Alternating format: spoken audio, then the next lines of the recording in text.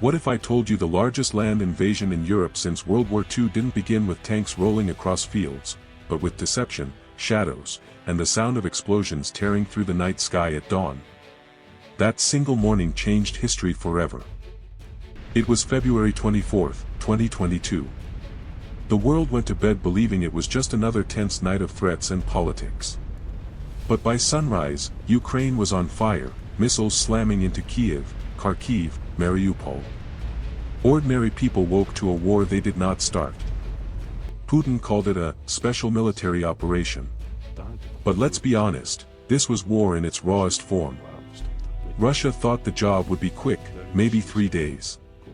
Kyiv would fall, Zelenskyy would flee, and Ukraine would simply vanish from the map. 3 days, that's all Moscow thought it would take to erase a nation. But they underestimated something powerful. Not numbers, not weapons, but spirit. Ukraine wasn't just defending borders, it was fighting for survival, for freedom, for its very soul. On day one, Western leaders offered Zelenskyy a way out. Safe exile, protection. His answer. Words that became legendary: I need ammunition, not a ride. That one line turned him from politician into symbol.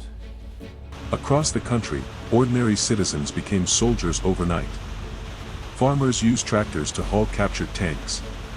Teachers traded chalkboards for rifles. Even grandmothers filled bottles with gasoline, turning them into Molotov cocktails.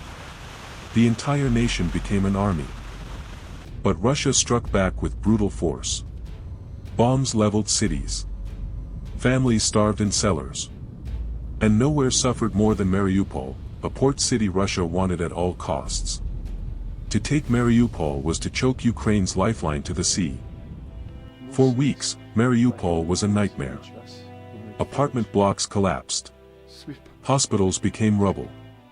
Civilians had no food, no water. But inside the Azovstal steel plant, surrounded and cut off, a small group of defenders kept fighting.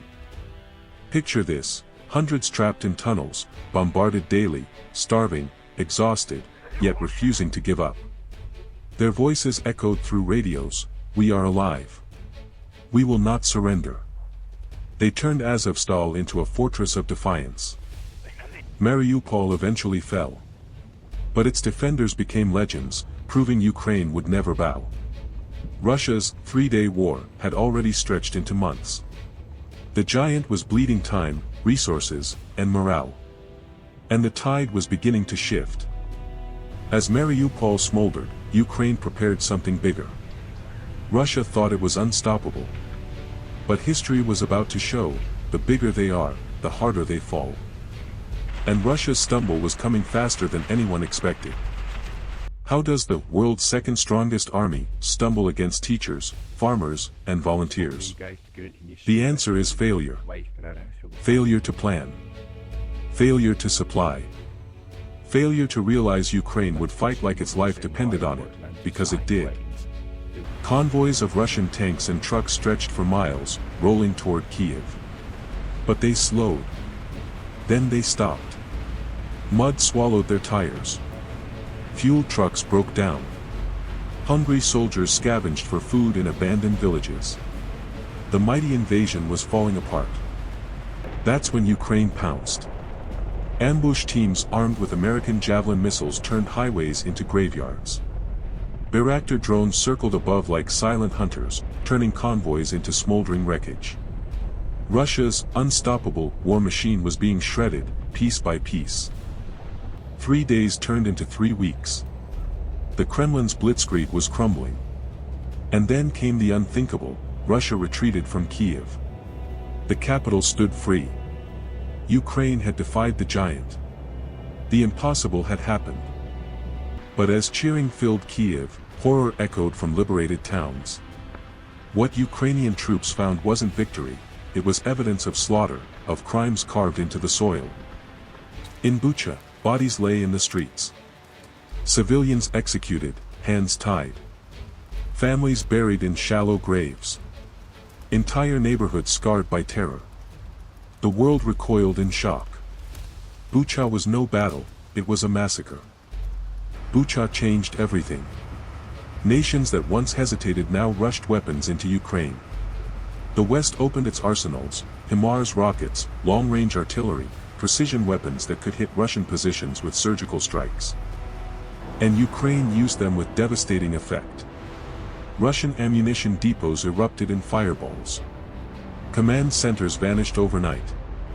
Nowhere behind Russian lines was safe. The hunter had become the hunted. Then came Kharkiv. In September, Ukraine unleashed a surprise counteroffensive. Entire Russian lines collapsed in days. Soldiers fled so fast they left tanks, weapons, even meals still steaming on tables. In just weeks, Ukraine recaptured thousands of square kilometers. Towns liberated. Flags raised again. The world watched in disbelief as Russia's forces crumbled like sand. The myth of Russian invincibility shattered. Suddenly, it wasn't Ukraine on the ropes, it was Moscow. David had knocked Goliath down, and the Kremlin was humiliated. But humiliation is dangerous. A cornered giant lashes out. Putin couldn't afford another loss. And so, he looked to escalate, not with more tanks, but with darker threats. When the battlefield failed him, Putin reached for the one weapon that terrifies the entire planet: nuclear fire. He hinted that if Russia's territory was threatened, the unthinkable could happen. The war had entered a new phase. Not just bullets and bombs, but shadows of Armageddon. September 2022. Putin makes a chilling announcement: mobilization. 300,000 men, reservists, students, even pensioners, dragged into uniform. Across Russia, panic erupts. Families say goodbye to sons they know may never return. Airports overflow. Flights out sell out in hours. Young men flood the borders, desperate to escape. Protests break out in Moscow, in St. Petersburg. Police drag demonstrators into vans. Russia is bleeding its own future. Then, another twist: annexation. For Ukrainian regions declared, forever Russia. And Putin warns, any strike there will be treated as an attack on Russia itself. The message is clear: cross this line, and face nuclear consequences. For the first time since the Cold War, the world holds its breath. Could this spiral into Armageddon? Could one miscalculation in Ukraine ignite a global nuclear fire? Meanwhile, the fighting rages on. A small city, Bakhmut, becomes the war's black hole. Thousands die for mere meters of land. Street by street, the city transforms into rubble. Wagner mercenaries lead the assault. Many are prisoners promised freedom if they survive 6 months. They charge headfirst into machine guns. Most never come back. Wagner doesn't care, they have more bodies to throw. Behind them, commanders execute deserters. Ahead of them, artillery tears through their ranks. It is war stripped to its ugliest form, a meat grinder swallowing men by the thousands. Yet Ukraine refuses to break. Its soldiers cling to every building, every trench. For every block lost, Russia pays in blood. Bakhmut isn't just a battlefield, it's a symbol of defiance. Outside the trenches, the world changes. NATO, once fractured, becomes ironclad. Finland and Sweden abandon neutrality, racing to join the alliance. Moscow's aggression forges new enemies at its doorstep. Europe cuts its dependence on Russian gas. Sanctions choke the Kremlin's economy. Global leaders ask, can brute force really redraw borders in the 21st century, or will Russia's gamble doom itself? By 2023, a new weapon rules the battlefield: drones. Small, cheap, relentless. They strike convoys, ammo depots, even Moscow's oil facilities. Suddenly, Russia itself feels the sting of war. Explosions light up airbases deep inside Russia. Oil depots erupt in flames. For the first time, the Kremlin's heartland feels vulnerable. The war it started is creeping into its own backyard. The lesson is terrifying.